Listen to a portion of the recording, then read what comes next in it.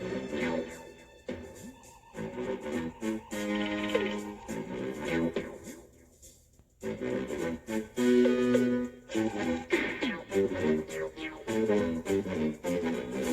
treasure hunters, welcome back to Toolbox Treasures. My name's Trav, and today I have a very powerful content video for you guys. But before we get into that, if you're new to our channel, you like our content, hit your subscribe button, turn your bell on for notifications. If you think we did a good job, give us a thumbs up. And check us out on Facebook because we do drop extra content on our Facebook page. So going into last week, the G.I. Joe Classified series video was awesome. I don't know if it was the music that my wife picked out, the Jetsons, or the content, or it was just the G.I. Joes, but we've got almost 500 views on that video in 1 week. And we've gained like almost 15 subscribers in our community. So to all you new subscribers, welcome. And the ones that have been there, thanks for staying. So that video has really jumped up. We got some good comments and I got some advice on how to fix the Boba Fett card. So once we get into working on that, we're going to share that with you guys and give that viewer a shout out. So we went yard selling this weekend and it was a bust. Didn't get anything, but we did get something in the mail, and that is the belts, the straps for a couple of WWE figures.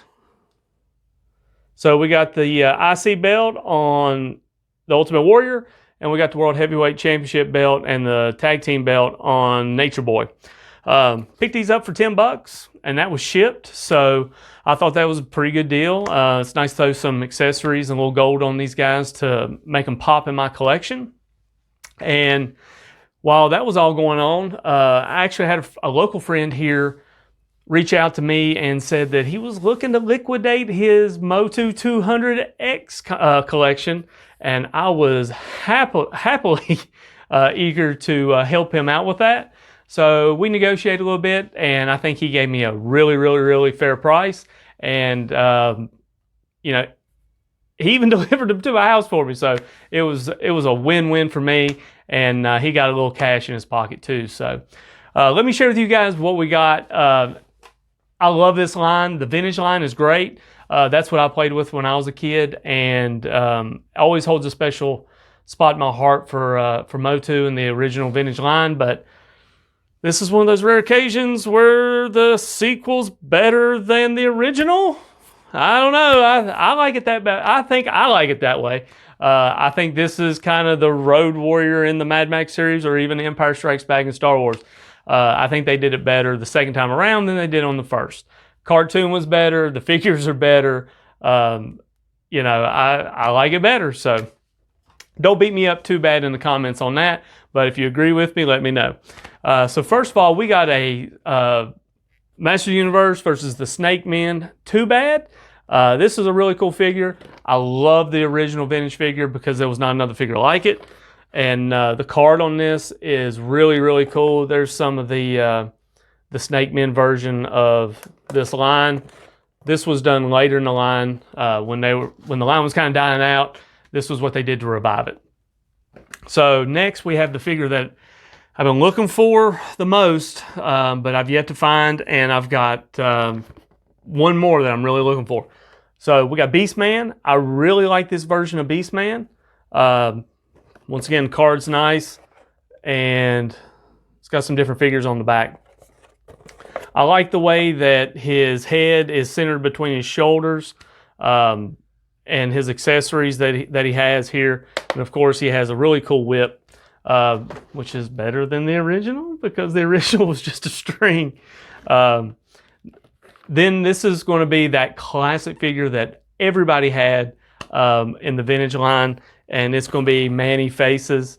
I guess Manny Faces was one of those figures that, you know, they overproduced because it seemed like everybody has it. But this is a really cool figure. I like the paint scheme because his legs are going to be a different color than his body. So that's going to give you that monster look. And then he also has, of course, his human face and then his robot face. But this is a real cool way to bring Manny Faces into a new line. Now, what is a MOTU collection without Man-at-Arms? Got to have Duncan in your collection. This is one of those gimmick type figures. This is the battle glove. So this was kind of something that they did in the cartoon a little bit. His you know, he's the engineering mechanic genius, and some of his stuff would like transform into other stuff, which was a really cool element. And they did a good job on this figure. Next is Prince Adam. This Prince Adam is basically 1,000 times better than the original Prince Adam that we got with the pink top and the purple tights. This is what a Prince Adam should look like, in my opinion. Here's one of those gimmick He-Mans. This is going to be Ice Armor He-Man. So it's basically the same figure, just with different accessories and a different kind of gimmick. This is one of those things that they did to kind of put more stuff on the shelf. It was the same way of saying, you know, you got to get this He-Man, this He-Man, this He-Man, just like they did with, you know, Spider-Man and Batman. They have one that goes underwater, one that flies in the air, you know. So these are really cool gimmicks, and they're good peg fillers too. We got martial arts He-Man. He's got nunchucks and a couple of battle axes, which once again, it's a cool gimmick. I think it looks good on the peg. It probably looked good in the store. I wasn't really into it then. I didn't really find the cartoons until a couple years later, after it had originally aired, and these figures had kind of come off the shelves. So, and then this is going to be my second Stratos. So this is Sky Strike Stratos. He's going to have some little cooler jetpack accessories than the original right here. So this is a really nice figure. I'm glad to have two Stratoses. I love Stratos. I think Stratos was one of the coolest figures in the original line. And in the cartoon, it's like he was just as cool in this version as well. So that is pretty much what we got for you this week.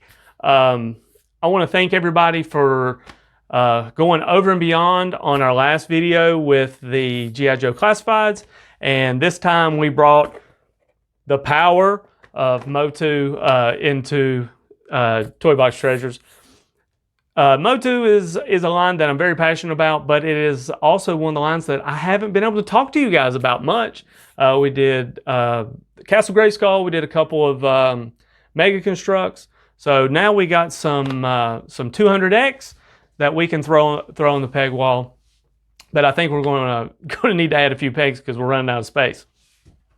So just remember to always leave something on the peg for next guy. Next guy may be you, it may be me. Keep digging in them shelves and digging in them boxes, because you never know what you're going to find. This week we didn't find anything, so it can't always be a win. And thanks for tuning in, and stay tuned for future videos. Thank you.